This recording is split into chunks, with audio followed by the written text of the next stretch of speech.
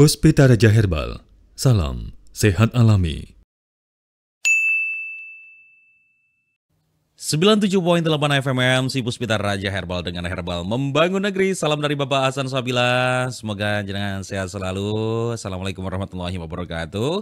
Salam sejahtera buat kita semuanya. Semoga panjenengan setuju bisa selalu mendengarkan EMC 24 jam. Insya Allah mudah-mudahan kita bisa menjadi manusia herbal ya. Kalau dulu tanaman-tanaman toga gitu ya bilangnya gitu ya. Nah, Farisaga sudah menghadirkan tamu dari jauh ini, dari katanya sih dari ini ya, Meksiko atau Argentina gitu ya. Nah, pastinya siapa lagi kalau bukan Bapak Hasan Sabila. Halo, selamat malam. Assalamualaikum Pak Hasan. Waalaikumsalam warahmatullahi. Saya dari Barito ya. Barito. Wah, Barito. Iya benar. Saya terkadang begini, Bang. Jika ada vonis dari rumah sakit, belum tentu itu cocok gitu kan.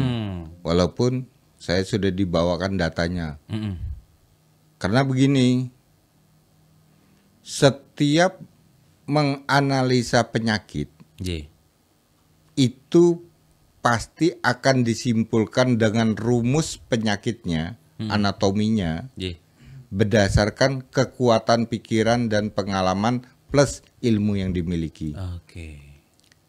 Sehingga ilmu analisa itu bisa lengkap kalau dia mempunyai pengalaman yang lebih. Dan penyakit itu bisa sampai pada sasaran kalau dia mempunyai feeling yang kuat. Oh, penyakitnya ini, kesimpulan saya ini.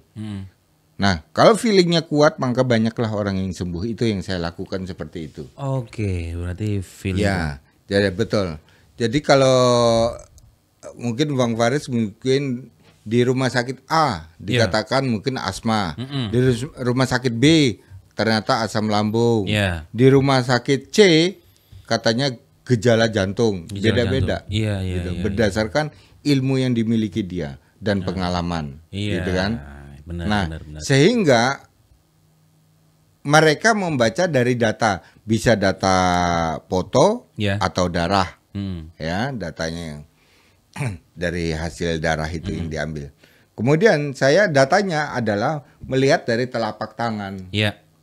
Setiap telapak tangan muncul satu penyakit, dia muncul warna putih titik. Tinggal kita sesuaikan titiknya berada di mana, di punggung, di lambung, di jantung, atau di kolesterol tinggi gitu kan. Nah, dia punya 3 penyakit, berarti 3 titik yang muncul. Nah, itu tidak bisa lepas. Nggak bisa lepas. Itu tidak bisa direkayasa atau ditipu, tidak bisa. Dan itu muncul dengan sendirinya. Nah, kelebihan saya di sana. Sehingga data, katakanlah dia data sudah lengkap, saya lihat, tapi kok begini juga masih sakit, padahal sudah lengkap datanya. Kemudian saya lihat, ternyata bukan. Seperti ini tadi, dinyatakan asma. Ternyata bukan, ini gangguan penyempitan tulang torak. Si ibu ini tadi. Saya perbaiki pada tulang toraknya, 1 bulan sembuh. Masya Allah. Ketahuan kan? Tuh. Itulah kelebihan saya di sana aja. Jadi saya alhamdulillah sekali diberi oleh Allah untuk melihat itu. Melihat penyakit terutama ya. Batu ginjal dan kencing batu ini berbeda, Faris. Berbeda. Jadi kalau kencing batu dia pada salurannya. Kalau batu ginjal dia tumbuh pada saringan ginjalnya, tubuh gitu ya. Dia tidak bisa keluar. Nah, ini yang bisa merusak ginjal menjadi gagal. Oh, itu juga bisa. Ya, batunya. Tapi kalau kencing batu ini tidak bisa dia merusak ginjal. Karena pada kandung kemihnya. Batu ginjal ternyata bisa berpengaruh dengan gagal ginjal ya, Bang? Nah, itulah yang banyak orang tidak tahu begini, Faris. Seperti sakit pada pinggangnya, waduh ini ginjal nih saya. Orang langsung beranggapan bahwa itu ginjal. Dia tanpa resep dokter langsung beli obat, menentukan di apotek itu. Ibu, saya ingin mencari obat untuk batu ginjal, gitu. Padahal belum gitu tentu. Belum tentu. Ternyata dia saraf kejepit. Gitu. Jadi sakit pinggang itu belum tentu itu batu ginjal. Ya, untuk menentukan itu dari lab. Kalau dari urin dan dari darah. Ya, untuk menentukan itu baru ketemu. Jadi kalau kita main spekulasi asal duduk lama, aduh kok sakit ya pinggang gue, wah ini ternyata itu ada gangguan tulang punggung. Mungkin tulang punggung tumbuh kapur, tulang punggung tipis kalsiumnya, sehingga bisa membuat dia gampang capek gitu. Bukan berarti semua itu hubungannya dengan ginjal. Untungnya kita berbicara tentang Bella, ini untuk memberi pengetahuan terhadap masyarakat. Kalau ada gejala-gejala yang kita sebutkan seperti ini adalah gejala batu ginjal, bukan gejala karena saraf kejepit. Ya, tidak semua orang sakit ginjal itu ginjal punggungnya sakit, tidak semua. Ada juga yang pipis terus gitu, ada juga gitu. Nah, itu ada gangguan dari batu ginjal. Bapak Ibu, kita akan berbicara ilmu sekarang ya. Tumbuhnya batu ginjal itu bisa kita tandai. Gejala-gejalanya adalah 1. Nyeri punggung bagian bawah yang bersifat berkepanjangan. Hari ini sakit, esok sakit lagi, enak sebentar, sakit lagi, enak sebentar, sakit lagi. Ini dianggapnya, kadang orang beranggapan ya Bu ya, nyerinya ini akibat sering naik motor perjalanan jauh, sehingga dia cukup dipijat. Kadang orang mengambil kesimpulan mudah sekali kan gitu, sehingga dia dipijat. Terus nanti enak dipijat karena dia lentur. Seminggu begitu lagi, seminggu begitu lagi. Nah, kalau ada gejala seperti ini, langsung ke lab aja. Atau hubungi dokter. Ya. Kemudian kalau ke lab, kita akan menentukan, coba saya ingin lihat kondisi ginjal saya dan kandung kemih saya. Maka bagian lab pasti paham. Oh, yang saya ambil berarti urin dan darah. Nah, di situ nanti akan menentukan. Setiap lab pasti ada dokter yang bertanggung jawab untuk menganalisa dari hasilnya itu. Jangan sungkan-sungkan, dok saya mau konsul, oh boleh, apa konsul? Ini hasilnya seperti ini, maksudnya apa ya dok? Oh ini tumbuh batu ginjal. Untuk memastikan itu coba USG, nah, kemudian direkam lagi, dipoto lagi. Berapa ukurannya itu lewat USG. Nah baru ketemu bahwa di situ adalah tumbuh batu ginjal. Ya, jadi jangan main spekulasi Pak ya. Banyak sekarang masyarakat kita datang sendiri ke apotek menentukan penyakit. Nah, dikira itu gangguan ginjal, padahal belum tentu. Ya. Kalau ada rasa sakit pada bagian perut kiri, bagian bawah, kiri bawah, ya. Kiri bawah. Perut bagian bawah, ini berarti positif ada gangguan pada batu ginjal. Kiri Bu ya. Kiri bawah itu positif ada gangguan batu ginjal. Karena perut bagian kanan sudah ditempati empedu. Tapi empedu ini juga bisa tumbuh batu, jenisnya yang berbeda ya. Kalau empedu ada karbohidrat dan lemak yang bisa membentuk batu. Tapi kalau batu ginjal ini kompleks. Jadi dia dari protein, dari zat besi gitu ya. Kemudian dari kalium. Ini lebih lengkap. Zat gula. Nomor 3 Bu, tumbuhnya batu ginjal itu rasa gelisah yang sangat tinggi ketika kita duduk Bu ya. Jadi duduk agak miring, aduh kok sakit. Pindah lagi sebelah kanannya gitu. Terus berdiri sebentar, duduk lagi, itu sakit pada pinggang. Itu yang dia anggap bahwa ada, kalau bahasa Jawa dikira kecetit gitu ya. Apa kecetit Pak ya? Terus diurutkan, enak dalam seminggu kambuh lagi. Terus besok urut lagi, gitu lagi. Setiap malam istrinya disuruh ngasih pemanas. Ya, pemanas. Setelah dikasih pemanas enak. Karena yang terasa hanya panasnya kan. Nah, tapi tidak sembuh. Nah, gejala seperti ini Bapak dan Ibu, ini adalah akan tumbuhnya atau sudah tumbuhnya batu ginjal. Ya, gejala yang keempat yaitu tidak dapat berbaring dengan tenang. Segala posisi terasa sakit. Jadi ibu melumah, ibu menyamping, apalagi tengkurap gitu ya. Tidak tenang rasanya, sakit semua. Hampir seperti saraf kejepit. Terus ibu kalau ada posisi baring tidak enak, ini yang berarti positif ada tumbuh batu ginjal. Sudah. Ibu langsung aja berangkat ke lab untuk menentukan. Kalau masih ragu berangkat ke lab, itu main spekulasi Bu ya. Daripada ibu main ke apotek, langsung menentukan sendiri, ini ternyata bukan. Ternyata saraf kejepit bukan batu ginjal gitu kan. Lebih baik ibu main spekulasi, cek dulu. Urin, cek darah. Bilang, saya ingin mengetahui posisi ginjal saya. Setelah itu keluar konsultasi dengan dokternya. Kalaupun ibu harus lebih mantap lagi, akan puas lagi, ibu konsultasi langsung ke dokter. Nah, baru ibu nanti cek darah.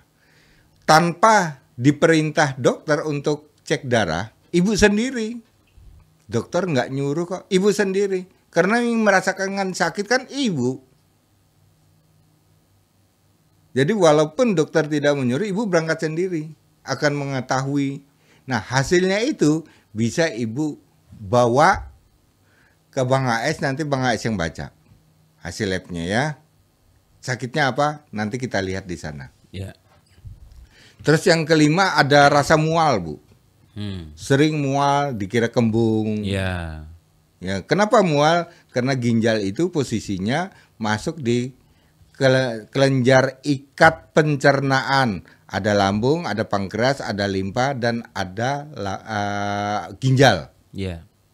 Itu disebut jaringan ikat. Setiap jaringan ikat, ginjal terpengaruh pasti akan bermasalah pada lambung.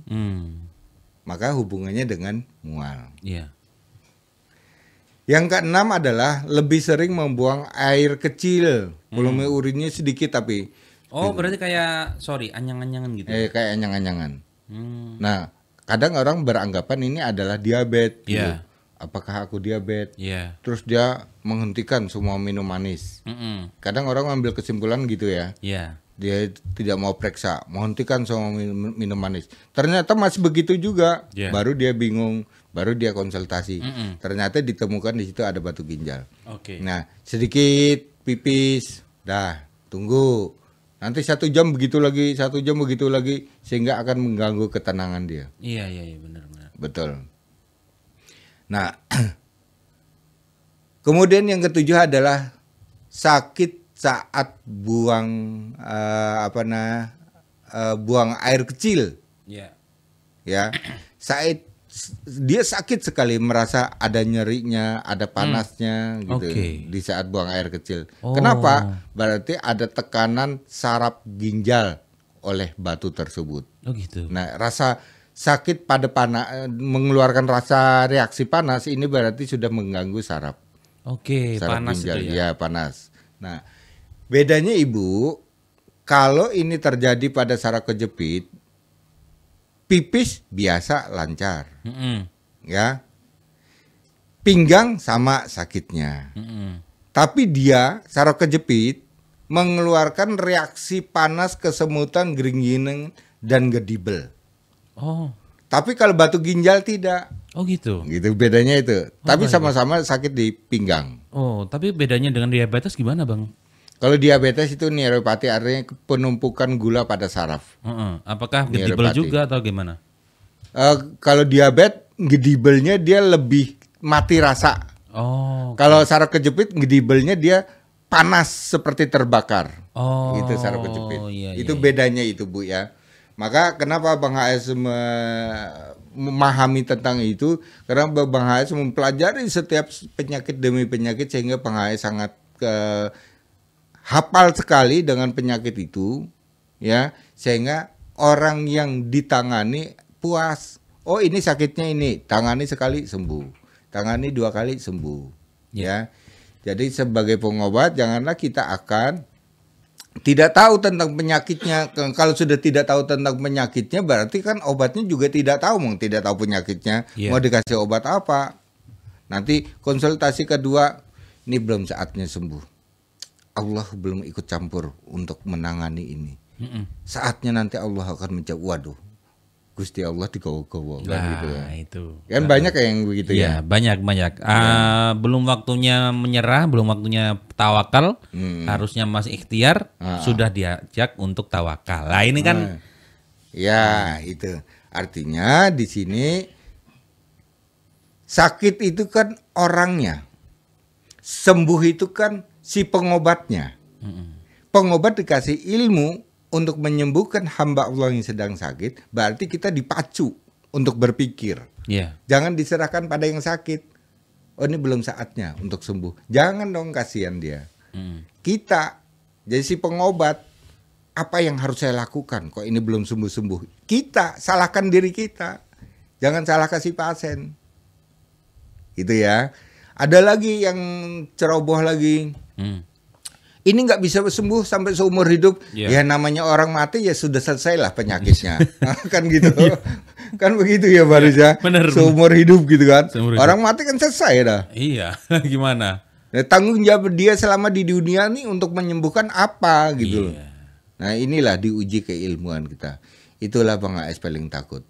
Bagi Bang AS, setiap keilmuan itu akan dipertanggungjawabkan di akhirat. Benar sekali, Bang. Itu yang paling takut. Iya, benar banget. Nah, oke, Ibu, begitu ya Bu ya. Gejala-gejala penyakit, jadi kita lebih penting mengetahui tentang penyakit. Karena banyak masyarakat kita ambil spekulasi. Wah, sakitnya ini ambil aja obat di warung, ambil aja di apotek tanpa konsultasi dokter. Padahal salah. Sehingga bertahun-tahun ibu akan merasakan sakit seperti, wah ini lambung saya nggak enak nih, dikira asam lambung, ibu beli langsung ke warung untuk asam lambung, 2 tahun nggak sembuh-sembuh, 10 tahun nggak sembuh-sembuh, akhirnya kena ginjalnya. Ya, konsultasi bersama Bang AS itu tanpa biaya kok Bu, gratis. Gratis banget, pokoknya dijamin gratis. Betul. Itulah Ibu dan Bang AS, saya mohon diri.